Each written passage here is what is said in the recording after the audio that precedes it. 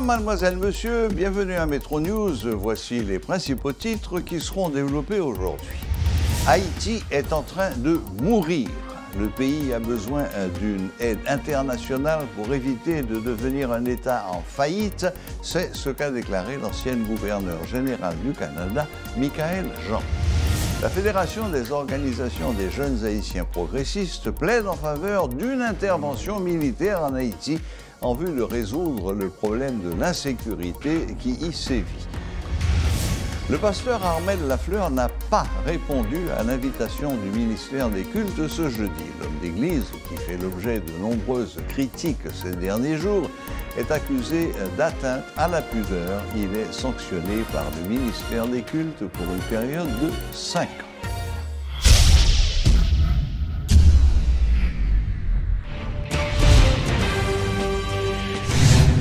L'ancienne gouverneure générale du Canada, Michaëlle Jean, a déclaré cette semaine, lors d'une interview accordée à Canadian Press, qu'Haïti est en train de mourir et que le pays a besoin d'une aide internationale pour éviter de devenir un État en faillite. La Fédération des organisations des jeunes haïtiens progressistes plaide en faveur d'une intervention militaire en vue de résoudre le problème de l'insécurité dans le pays.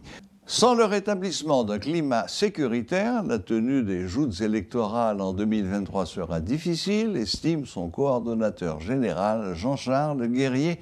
Il est impératif que les élections aient lieu, insiste M. Guerrier, qui rappelle que d'ici la deuxième semaine du mois de janvier, le mandat du tiers restant du Sénat arrive à terme. Je ne dis pas, il faut jamais demander à Marianne Henry, pressé, pour lui demander le cabinet ministériel là. Mais il faut mettre les gens qui ont compétence et transparence à l'honneur. Ça veut dire nous avons besoin de gens sérieux qui pour ministre, des gens qui sont capables d'aider le mener le pays. Il y a une façon pour chaque petit pays qui vit dans la paix, tout bon vrai. Il faut chaque mois de PM pour le faire sortir, arrêter, assiette, ça veut dire au conseil de transition, et puis pour l'installer, pressé. Il y a une façon pour être capable d'aider à commencer à mettre les machines étoiles là en marche. Il faut jamais dire chaque gouvernement, la population a obtenu dans le moment côté l'école reprend normalement. Et n'a tout dit, la vie chère a saccagé par en pile. Parce que des moments qui ne peuvent pas fêter ni 24 décembre, ni 25, ni 31, ni 1er, ni 2 janvier, alors que l'école ouvre, jusqu'à présent, même parents, pour qu'on ait qui c'est pour y encore pour retirer l'école. Et n'a tout le monde de PM pour lui ordonner à la ministre de Maniga pour continuer à rapatrier gens de parents avec les gens qui peuvent qui savent pour retirer l'école, pour utiliser fonds de la sécurité dans le quartier défavorisé, de manière que les gens soient capables de ne pas perdre l'année scolaire pour capable continuer à l'école normalement. Pour faire insécurité, il faut dire PM dans la population attendre parce qu'ils ne sont pas capables encore. Ils ne sont pas capables de vivre tant qu'exilés dans leur propre pays. Je ne dis pas de guébin caché l'ombre. Si l'international veut aider nous, c'est pour demander pour faire ça rapide, parce que les gens ne peuvent pas arrêter dans la prison dans la caille. Nous avons remarqué, c'est Maître de Michel, qui c'est un garçon qui a plus que 6 mois. Depuis la Goumé l'a demandé qu'il y ait une force militaire internationale qui peut venir aider nous désarmer ou bien venir aider nous mettre l'ordre dans le pays. Il y a une façon pour tout le monde être capable d'évacuer dans l'activité. Donc, dans ce sens, pour capable de gagner bon genre d'élection, il faut gagner sécurité. Si vous quittez même groupe de gens armé, pas même monde qui te bat aux armes, et bien même équipe qui te bat aux armes, vous ne pas dire même monde toujours pour appeler une pour eux dans la période d'élection pour renouveler tête encore. Et sans sécurité, sans accompagnement ou bien sans assistance internationale là, pas de bon genre d'élection. Malgré en 2023, il faut gagner une élection qui peut faire normalement pour rétablir l'ordre dans tout 4 pays. Parce que mes deuxième lundi qui va venir là, pas bien élu encore. C'est-à-dire, le Premier ministre va racheter, couper beaucoup plus que je n'ai racheté, couper toujours. Donc, pour gagner l'élection, il faut gagner une union d'abord entre les deux. Ça, c'est le premier avantage. Deuxièmement, qu'il pleuve, qu'il tonne, il faut gagner un débarquement force internationale qui vient nous combattre l'insécurité dans le pays. Les 560 millions de dollars décaissés par les autorités monétaires haïtiennes en 2022 ont été engloutis par le pays-loc, affirme le gouverneur Jean Baden-Dubois. Il soutient que les 2 mois de pays-loc avaient provoqué une quasi-paralysie des activités économiques et financières. M. Dubois soutient qu'il faut des dispositions complémentaires pour favoriser une relance de la production nationale et la fin de la dévaluation accélérée de la gourde. pendant tout le jour LOC, je songe que LOC a commencé lundi après-midi 12 septembre. Le 13 septembre, Banque centrale était ouverte. Et nous avons payé, juste à, j'ai oublié, 347 chèques, essentiellement des policiers. Et tout jour qui venait après, Banque centrale pas jamais fermé. Banque centrale pas jamais fermé parce que nous sommes institutions de service public et il était important que le système continue à fonctionner. Il était important que le SPIC a fonctionné. Il est important que les gens qui émettent chèque, les gens qui reçoivent chèque là, capable de toucher lui. Nous continuons à build le moyen politique, mais nous insistons beaucoup plus parce que beaucoup plus structurel le que d'aller sous facteur de marché que réguler facteur de marché et ramener changement à l'intérieur des institutions qui sont contrôlées et régulées par la Banque centrale. Et c'est dans ce sens-là que nous avons parlé, c'est dans ce sens-là que nous invitons tout acteur à aller. Donc, l'important. Et Banque centrale, je dois dire que il y a une chose très souvent ne pas regarder. Okay? C'est solidité Banque centrale et crédibilité Banque centrale qui fait que changement pas exploser, je ne pensé que le TAC a explosé. Certainement, nous avons des facteurs qui jouent contre nous. C'est-à-dire qu'au niveau des déséquilibres, parce que l'on prend des déséquilibres de la balance des paiements, il dépassait 500 millions de dollars, je veux dire. Alors qu'il y a un an de ça, il était pratiquement positif de 98 millions de dollars. Donc, ça te dit que il y a des phénomènes que nous obligés vivre, que nous obligés bailler des réponses particulières. Mais nous avons été persuadés que certainement, la Banque centrale a intervenu quand le juge est nécessaire. Et certainement, il ne faut pas retirer le fait que la Banque centrale n'a pas intervenu. Nous certainement analyser le marché, nous certainement beaucoup plus à mettre des régulations et après circulaire 114-2, 114-3, ok, changer un petit peu de façon à ce que nous ramenions beaucoup plus de dollars dans le système formel qui est régulé. Moi-même, personnellement, je n'ai jamais pensé d'après ça. Moi, côté que, pratiquement, il y a une pile zone qui vient automatiquement sous l'autorité de gangs armés et qui empêchait certainement la circulation des biens et la circulation des personnes. Et qu'on ait nos économies sous pas de circulation de biens et circulation de personnes, ça peut l'affecter de manière très négative l'économie. Et maintenant, au niveau, nous avons reçu les chiffres de IHSI avec 47,2 pour le mois d'octobre, 47,2 d'inflation. Et comme on dit, croissance là par rendez-vous. C'est-à-dire que nous avons gagné en 2019 moins 1,7, ensuite 2020 moins 3,3, 2021 moins 1,8 je crois, 1,8 et moins 1,7. Moins 1,7. Ce qui fait que il est clair et net que nous sommes en dépression économique. Ce n'est même pas récession, nous sommes vraiment en dépression économique. Et là que nous avons des déséquilibres, en fait, nous avons des déséquilibres à la fois internes et externes qui certainement agissent sur l'inflation.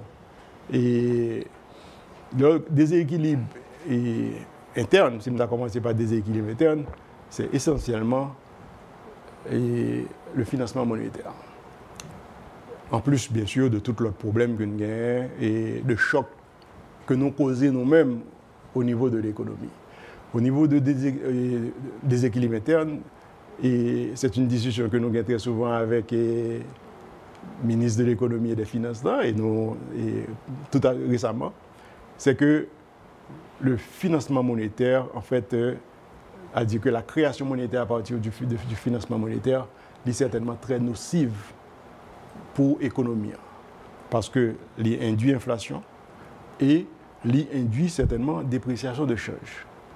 Nous faisons 3 années ou 4 années consécutives, côté que nous finissons l'année avec des financements monétaires extraordinaires. Financement monétaire qui m'a dit qui et nous avons gagné d'ailleurs 42,9, ensuite nous avons gagné 49,5 et nous finissons l'année ça avec 49,2. Donc en moyenne, au plus de 45 ou plus proche de 50 milliards de gouttes par année. Plus proche de 50 milliards de gouttes par année de financement monétaire. Et là, il y a une création monétaire qui est faite à partir de financement monétaire. Donc, je vous dis que vous connaissez très bien l'équation de Fischer là, justement.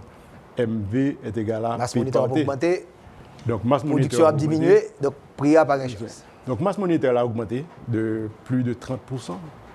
Et pour te donner un exemple, la monnaie en circulation seulement, justement, qui est une composante importante de masse monétaire là, la monnaie en circulation nous passait de début année de 2000, disons du 1er octobre 2021 au 30 septembre 2022, au 1er octobre, nous étions à 98 milliards de gouttes de monnaie en circulation.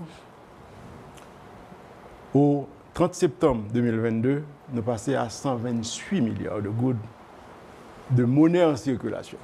Donc, lorsqu'on met toute monnaie en circulation, c'est normal que l'IPRA ait une influence sur le taux de change et les quantités de l'or. Donc, ça, c'est au niveau des déséquilibres internes et l'IPRA a un effet tout sur l'inflation. Maintenant, en décembre 2022, nous avons à 132 milliards de gouttes de monnaie en circulation. Lorsqu'il y a toute monnaie qui vient en circulation, c'est normal que le gain ait fait justement sur le taux d'échange. Le déséquilibre que nous gagnons, c'est certainement le déséquilibre externe par rapport à la balance des paiements.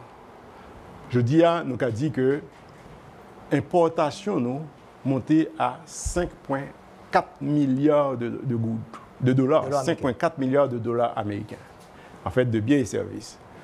Exportation nous seulement à 1,4, 1,35 pour être plus précis. Donc, quand tu regardes la différence, ça veut dire que la balance commerciale déficitaire nous est à 4 milliards de dollars. Maintenant, ce qui va être en fait, il y a des bagages qui pourraient déranger un petit peu, regarder au niveau de facteurs de déséquilibre et leur effet sur le taux de change, c'est que monnaie sans contrepartie, en fait, transfert sans contrepartie que nous devons recevoir de diaspora, transfert sans contrepartie, ça a diminué de 7%. Ça veut dire que l'année dernière, nous avons gagné à 3,9 milliards de dollars. Année ça, nous finissons l'année avec 3,7 milliards de dollars. Il y a une chose très souvent, on ne pas regarder. C'est solidité Banque centrale et crédibilité Banque centrale qui fait que le changement n'a pas explosé, je ne pensé que le TAC a explosé. Certainement, nous avons des facteurs qui jouent contre nous. C'est-à-dire qu'au niveau des déséquilibres, parce que l'on prend le déséquilibre de la balance des paiements, il dépasse 500 millions de dollars, je veux dire. L'ancien sénateur Jean-René Sénatus déplore que le Haut Conseil de la Transition n'ait aucun moyen de contrôler l'exécution des directives qu'il va donner au gouvernement. Aucune structure n'est prévue au sein du document de consensus de Ariel Henry pour arbitrer d'éventuels désaccords qui surgiraient entre les différentes institutions, regrette-t-il, estimant que cela va créer plus d'instabilité encore. Suivez ses explications, il a été joint au téléphone par Métropole. Il y a un pile bagaille qui fait l'église que moi-même, j'ai problème avec eux.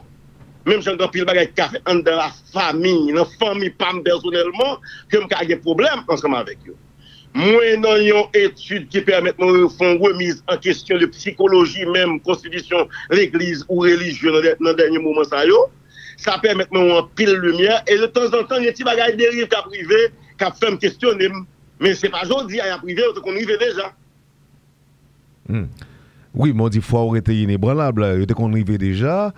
Et par contre, nécessité de dialogue sur la vocation de l'Église dans la société noire. Ah oui, moi-même pensais ça. Et on se coupe. Moi-même, moi, dans une étude doctorale, mais qui poussait à le faire une étude, alors, sous zombification et au regard des droits de l'homme, du droit, de l'anthropologie, de la sociologie, avec l'Université Paris-Saclay, qui permettent, moi, arriver côté, mal faire une recherche dans la théologie. Et pour ce faire, m'obliger à inscrire dans l'Université de Deuxième République, qui est basée à Strasbourg, mais qui est représentée en Haïti aussi. Moi, dans le cadre d'études ça, moi connais donc groupe théologien qui a bataillé sur ça la théologie haïtienne. Et ils ont même projeté tête pour travailler sur un bagage des synodes. Synode là qui c'est en forme d'assemblée générale du secteur pour y aller de désordre qu'a fait dans le secteur, comment on est capable de porter solution avec elle.